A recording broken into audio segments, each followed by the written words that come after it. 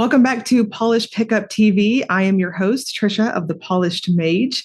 This is our technically fifth month for Meet the Maker on the channel, and I am so geeked to welcome none other than Christy of KBShimmer. Welcome, and thank you so much for doing this. Glad to be here. I normally start off these interviews and these questions and stuff just with, how did you start or rather, let's back up. I'm getting a little geeked here. How did you name your business, KBShimmer? Where does that come from? KBShimmer is kind of a nod to my daughter. When we were kind of kicking around names for the business, my daughter, Katie, her nickname when she was a baby was Katie Bug. So we were trying to kind of come up with something. So we thought Katie Bug, KB. So we took KB and what kind of sounded good with that, and we just put shimmer along with that. So KBShimmer was kind of a, Katie Bug Shimmer kind of nod to her that way. So kind of a combination of all of that. A little nod to her. So yeah, that's adorable. Is she your only one? She is. She's our only daughter. Yeah. Oh, yeah. That's so sweet. Yeah. So how long has KBShimmer been around? A long time. We founded KBShimmer in 2008. Yeah. Wow. Yeah. Oh my gosh. Wow. We've been around a long time. So we're one of the original OGs out there. So even kind of before any nail polish was a thing, we were in business. So that's just one time. Yeah. If I remember correctly, and correct me if I'm wrong, if I remember correctly, I swear there was one point I remember KBShimmer was on Home Shopping Network. Am I wrong? Not Home Shopping Network. We at one point we were on Good Morning America. We kind of had a little kit of like 6 polishes that they did kind of a deals and steals thing out there for us. So not quite Home Shopping Network, but kind of a little deal type thing there on TV. That's wild. What was that like? Oh my gosh. Yeah, that was a little crazy. So it was exciting to be on TV like that. I don't know that I'd do that again. That was a lot of work, but a lot of fun too. So did they have like just dozens of cameras everywhere? And we didn't actually go out there to be on TV. We just put out the product there for the host. Luckily, I'm a little too shy to be on actual national TV, but it was fun to, hand off our product to them and see them put that on TV and talk about it and, know that it was, lights, camera, action and, showing it to millions of people, throughout the United States. That was enough. That's incredible. Yeah. Oh my gosh. Mm-hmm. I think that's where a lot of my admiration for you is. One of my favorite things about the indie polish community is we have this level of girl power, for lack of better words. We have this, a lot of these are women owned brands. And I just respect you so much. What got you into this? My husband and I went on vacation down to Disney World, and we walked into a kind of not a Bath and Body Works store, but another store that was selling bath products, bath bombs, and different products like that. And I saw bath bombs and was like, I can make that. I'm not paying that much money for that. I can make that. And went home and looked up some recipes and started making it myself. And thought, this is fun and I could make some money myself doing this. Mm-hmm. And I did. And I started, formulating recipes. And back in high school, I had made some handmade soap. And I'm like, well, I can make some soap to go along with that. And I bet I could do some craft fairs and, make a little bit of money to help support my family a little bit more and make a little bit more vacation money. And soon we were doing craft fairs and soon that became a little bit more extra money. And when I unfortunately lost my job at one point, that turned into more of a full-time job for us, helping support our family. So that little side hustle became something that really helped support our family. So it was, a good thing that, that little vacation that I can do this, I can, turn this, I can make that myself turn into, I can support my family with this little, knick-knack craft type thing. So it's you never know what I can do attitude can turn into. Absolutely. So it started off as bath and body stuff. Yeah. It started out with bath bombs and soap and lip balms. And we don't do bath bombs anymore, but our Manny shots that we still do is very, very similar formula to our original bath bombs. And while we don't do our lotions anymore, our cuticle creams, our matte cuticle creams are similar in formula to our original lotions, a little bit different, but still kind of similar in vein. And, so we don't have some of our original products anymore, but we still do a lot of our skincare things, but just more focused on, hands and cuticle care to go along with the nail polish. So, when we started in 2008, we were focused on, more of the whole, bath realm. But when we transitioned over to the nail polish and cuticle care kind of in 2011, 2012, when the nail polish really took off, we transitioned kind of into the hand and cuticle care kind of along that road too. So it was just kind of a, transition along the years that kind of made us focus into the, kind of hone down. You just kind of have to focus in on what works and what sells, and, can't keep everything all the time either. You drive yourself crazy, keeping everything around forever too. So kind of makes you sad thinking about all the things that you started out with. Every once in a while you get the itch, God, I'd love to have a bath bomb, that I used to have back in the day to soak with. And then I go, no, not starting that up again. My wrists don't want to sit there and press bath bombs anymore. Don't want to do it, Yeah. Yeah. So did it seem like a natural transition to go from, I guess skincare sort of, to go into nail polish? Was that just kind of like a natural click? I think so. I mean, it was kind of funny. It's, I had lost my job. I was, sitting there kind of getting some supplies from one of my suppliers for, soaps and other things. And they had a new section on their site for nail polish ingredients. And I'm like, what is this? And I kind of took a risk and ordered some, ingredients. And my husband is like, what are you doing? And I'm like, this is brand new, and I think I'm going to play with it. I'd always been a nail polish fan. I'd always loved, nail polish. I always had, a pedicure and, my nails done. And like, I'm going to try it. And it just happened to be that I kind of hit at the right time with it and kind of took off. So I just kind of snuck in at the right time, into kind of the beginning of the indie community. So it was, good luck and good fortune for us to do that. And we were able to kind of transition our business from, bath and body care into, the hand cuticle, nail polish, avenue from, where we were to where we are now easily, just kind of flowing through that, luckily. So.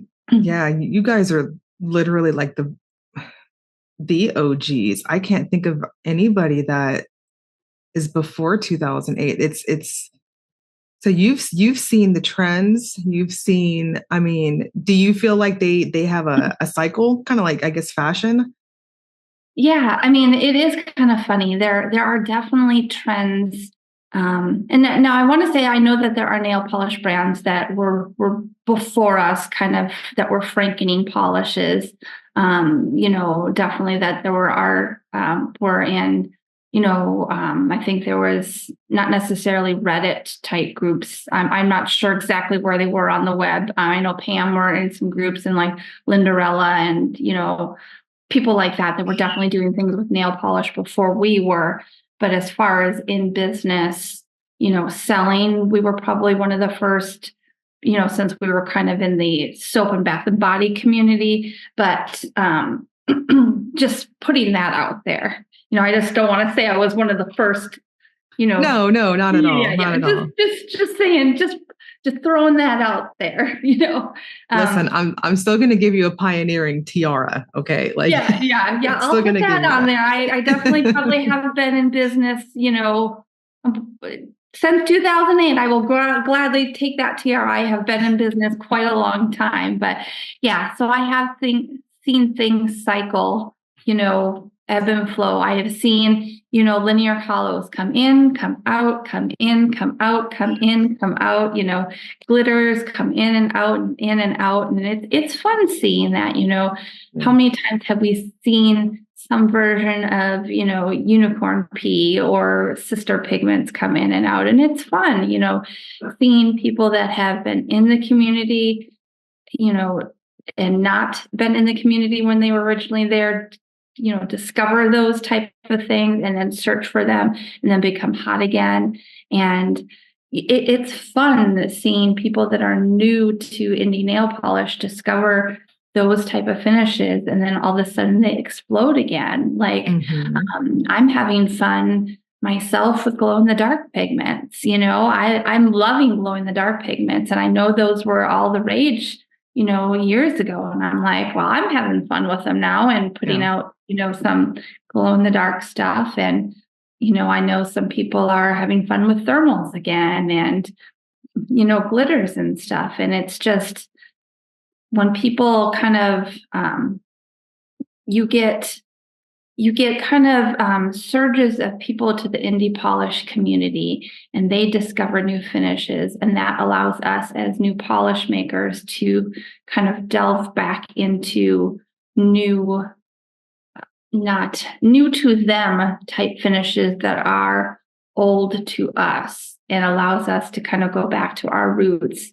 and play again, and not always have to come up with a new thing. And that's fun. Yeah.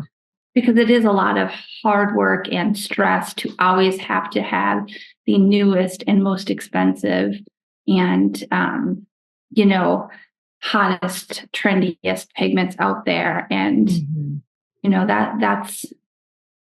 that's always kind of stressful too. So it's nice to kind of be able to go back to your roots and play again when something's always, new to them, but not necessarily new to us. So it's fun to see the trends come back around. So to those who are new, because that is some of my favorite people in the community, those who are new and just seeing their enthusiasm and stuff, it's very exciting, and it just kind of reignites that fire for just everything about the community.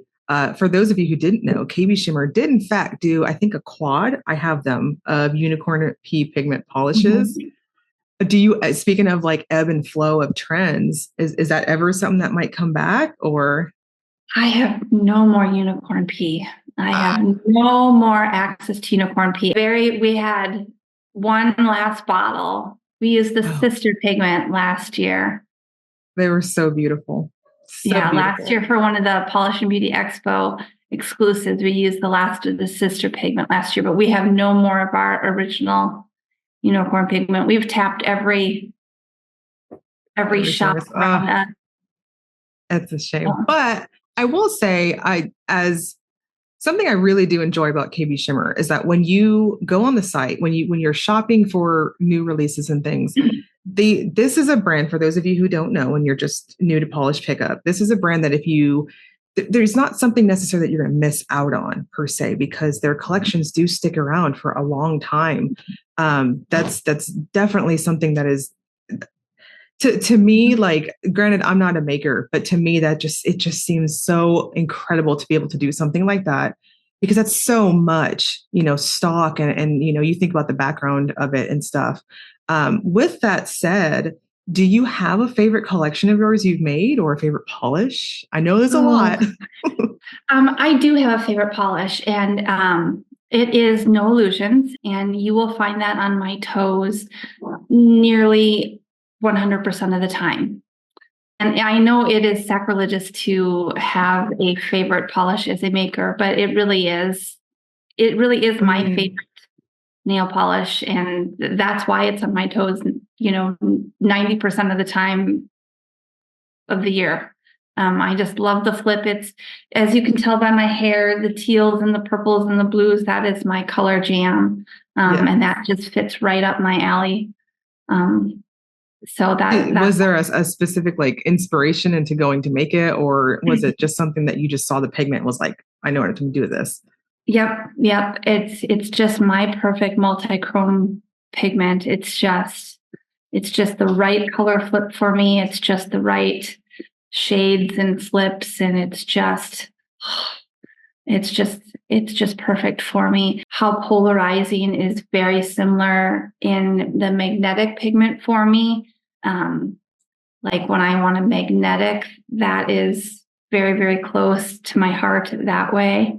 Best Franz has been one that I put on my actual nails several times recently, which is a lot for me when I actually go to do my nails, because most makers will tell you that our nails are usually covered in samples or chipped off, or 4 different colors because we're testing out stuff. But Best Franz has been a favorite of mine recently. I've been loving the velvet manicure look, so I've been reaching for that one a lot lately when I've been traveling and doing stuff. So that one's been a favorite of mine a lot too. But No Illusions is really one that has kind of captured my heart since we've put that one out there. So if I have to name a favorite, that's the one I'm going to put out there. Those are pretty magical. Those of you also new to KBShimmer, new to Polish Pickup, KBShimmer does have a Horseshoe Magnet in stock. I can used it a lot the last, I think, month or two that I've had it. And it's amazing. If you are not familiar with the velvet effect, it's where you have the magnetic pigment basically comes up to the whole surface of the nail, and it just looks ridiculous in the best way possible. Yeah. It's magical. And get the magnets while you can, because I don't know with tariff situations if we'll be restocking, because man, grab them while they're hot. Yeah, grab them while you can. We hope to have some at Polish and Beauty Expo too, while we can. But yeah, that was actually going to be my next question. If you were bringing them to the expo, if we don't have regular stock, we do have some that came with some paint chips with our last shipment. We might have some dents and ding versions there, but one way or another, we should have some at Polish and Beauty Expo. That's awesome. Yeah. So I could talk to you about KBShimmer all day long. But I want to kind of transition a little bit. Again, for those of you who are new to the community and you're new to just everything in general, Christy is responsible for why we have a Polish and Beauty Expo to even start with. And that is a whole beast within itself. So we are very grateful to be able to do this, and grateful to you for managing. I don't even want to imagine what that is like. But Polish and Beauty Expo is coming up in July. And yes, July 19th and 20th. With that said, I do want to ask you maybe some behind the scenes stuff a little bit. Sure. We kind of pull open that curtain. Mm-hmm. How has, I guess I just have so many questions. Just to start to lay the foundation with, when you started this, the Polish and Beauty Expo, was it just, did you have this idea in your head of what it was going to look like? And then when it happened, did it kind of mirror that, or did it just kind of explode kind of? Well, how much time do we have? How much time do we want? So I knew what I didn't want. I didn't want anything that was going to be drama filled, and I didn't want anything that was going to involve anyone else. I am, which I know sounds horrible. There was a lot of, there was another event, which a lot of people may remember. and it involved a lot of other people. And I had tried to step in at the end and help out the organizer that kind of was left at the end from that event. And it, unfortunately, it was not going well for her. It was not going well for the community. And although I was not involved with any of the contracts, any of the, any of that part, I was not able to help the last event, go successfully. I wasn't able to help save that event. So it was just not going to move forward in the future. It was not going to be going forward in the future for the community. And it was just decided that if we were going to have something similar, I was going to start from scratch. There were other people that were starting to think about, well, maybe we could have, a big community, committee, try to organize one. And I'm going, oh my God, you try to get a group of girls together to form an event like this. This is just never going to happen. And I'm going, I'm not going to be involved. If you've got 6 girls together trying to plan something like this, you've got 6 people with money trying to get together, form something like this. This is going to be a disaster. I'm like, I'm out. And I'm like, you know what? I'm just going to do this. And I'm just going to do it. I'm just going to do this on my own. I talked to a couple of people. I talked to, the PPU girls. I'm like, I think this is what I'm going to do. What do you think? They said, more power to you. I think you can do this. I talked to my husband. He's like, are we really going to do this? I'm like, I think I am. He's like, are we really? And I said, yes. And he's like, are you sure? I'm on his side because I would be like, I'm sorry, you're gonna what? What? And he's still like that. He's like, this is like, you're right. And I'm like, well, it's amazing though. So I just said, if I'm going to do this, I'm going to do this. So got down, and the first year was in Nashville. Went and visited a bunch of hotels, got a contract together, and then unfortunately COVID happened. And so we had to postpone year 1. But we did make year 1 happen, but it was just year 1 part 2. But it happened, and I'd say it was a success. We had a lot of fun. We brought together a few hundred people. And then we decided to move it to Chicago, and we found Tinley Park. And Tinley Park seemed to be a good fit for us. The Tinley Park Convention Center is about a half an hour away from 2 major airports, Midway and O'Hare. Tinley Park is about half an hour, 45 minutes away from Chicago downtown, depending on traffic. So it's a good location from a major metropolitan city. And if you look at where people actually live in the United States, it is actually pretty centrally located, population-wise. Maybe not geographically, but from actually where people live, it is pretty centrally located. So it was a great location. Plus, it's a very drivable for us. So we were very excited to find this. Plus, the convention center has a hotel attached. So we were thrilled to find this location. So this is our 4th year here and our 5th year for the convention. Yeah. So I can't believe it's been that long. Yeah. It feels like Nashville was like 2 years ago. It does. I'm just hearing that. That's With that said, as somebody who does, if you're tuning in, you probably already know this, but I do help out the polish pickup table when I'm there. Absolutely. I do get to see some behind the scenes stuff, and I'm going to tell all the audience listening to this, and I want to shout this from the rooftops.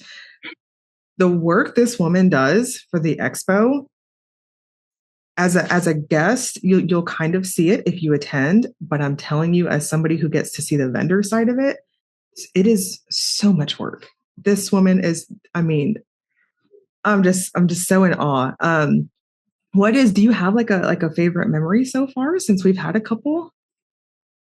Gosh, yeah, it's Latanya with her karaoke has been fun. She always makes it just memorable, to wind down after, she's a presence to behold. I love it. Yeah, after a hard day's work. So that's always fun. It's always memorable just meeting so many people throughout the years. I mean, just so many people coming from all over the world, literally coming in just from everywhere.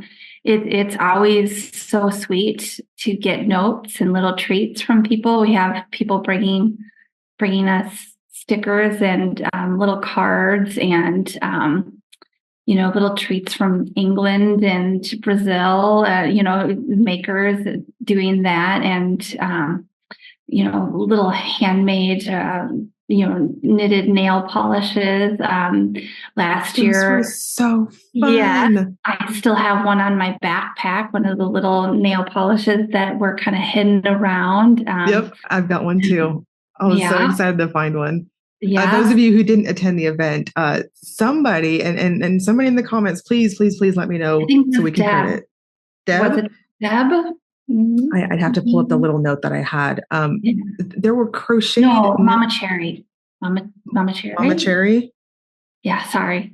No, you're fine. I want to credit the right person. So if I'm going to do some digging and maybe I'll have their name up here and maybe I can Instagram or something. This person was crocheting little nail polish bottles and they hid them all over the hotel, and the hotel is attached to the convention center. So you're walking this really cool like hotel like Segway thing.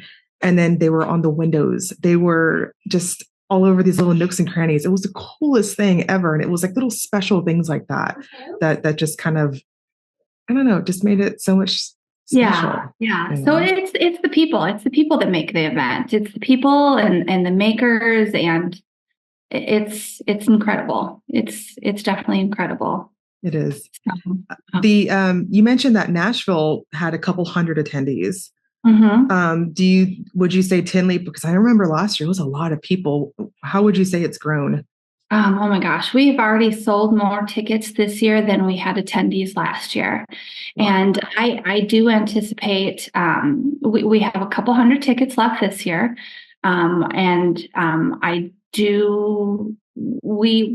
We might be in risk of selling out this year.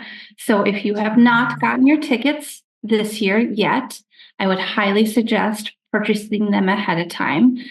We do usually have tickets to sell at the door, general admission tickets, basic admission tickets, and children's tickets. General admission tickets are only guaranteed to have swag bags. And if we run out of those, then you can only get basic admission at the door then, and those don't come with like a swag bag with products. So if we sell out a general admission before the day of the show, then you won't get a swag bag with products. So buying ahead of time is the only way you are absolutely guaranteed to get a swag bag with product. And those this year are coming with 4 products from vendors. So, that's nice. Yeah. 4 full-size products from vendors. So we've been packing those this month. So that's very, very exciting. So, oh my gosh.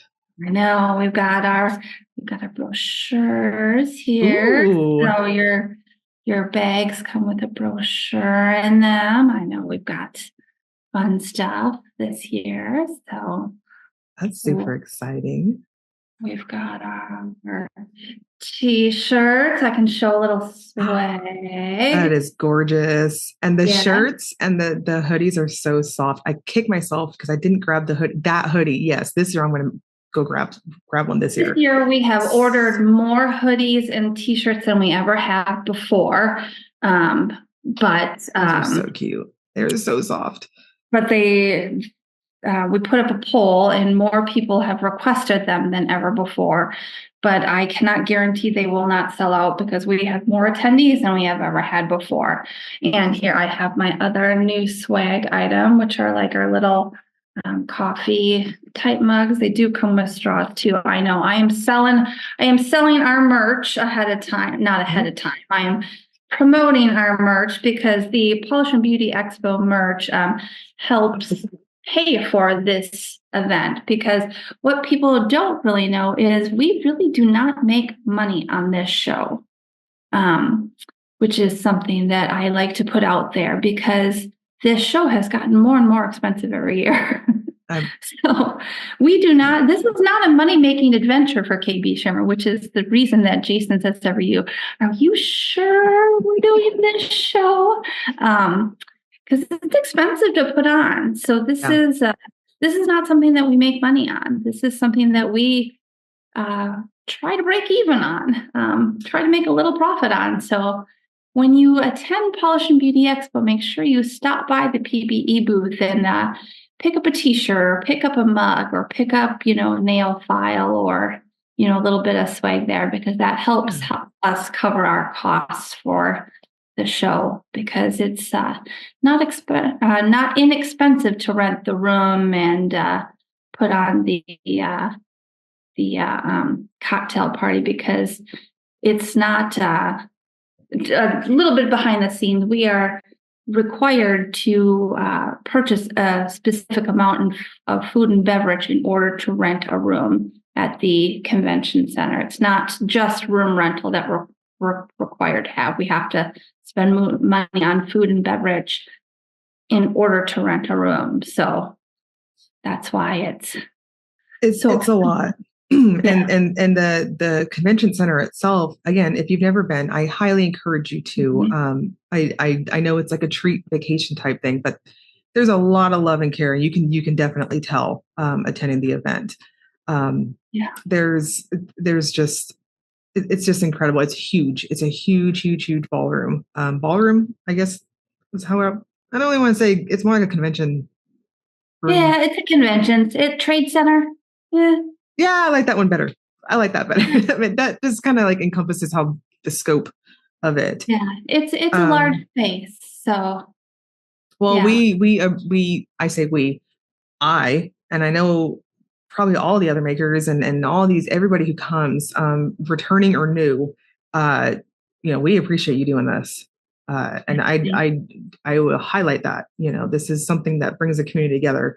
And, it's a break-even type thing, which is even more admirable. We are coming up on the last couple of minutes. I told you it goes by so fast. I guess to kind of round out this whole thing. Again, I could sit here with you for another hour. I know we have an embargo on the new collection, but is there anything you'd like to plug outside of PBE or anything?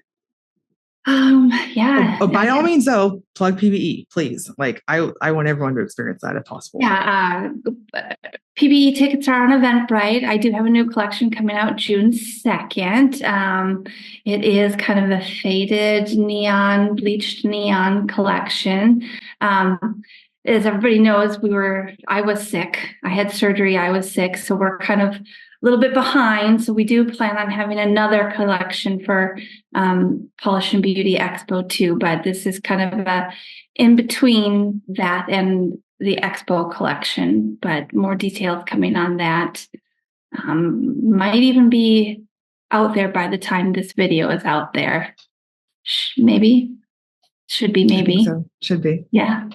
Should be. I know a lot of people clamor for the VIP tickets and all that stuff. So just to be 100% clear with everyone, those are sold out.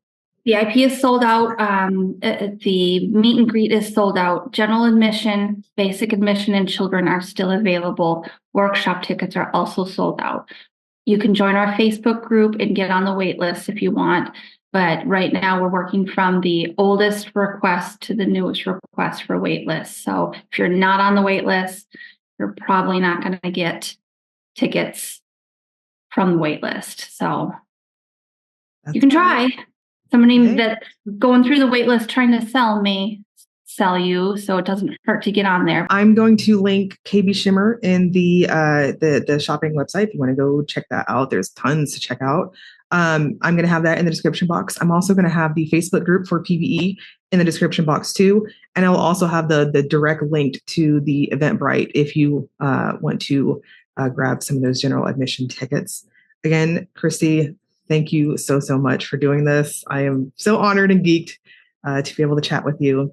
Go give KB Shimmer some love. This brand is amazing. And again, Pioneer Tiara right here. Thank you. Thank you so much. It was a pleasure talking to you.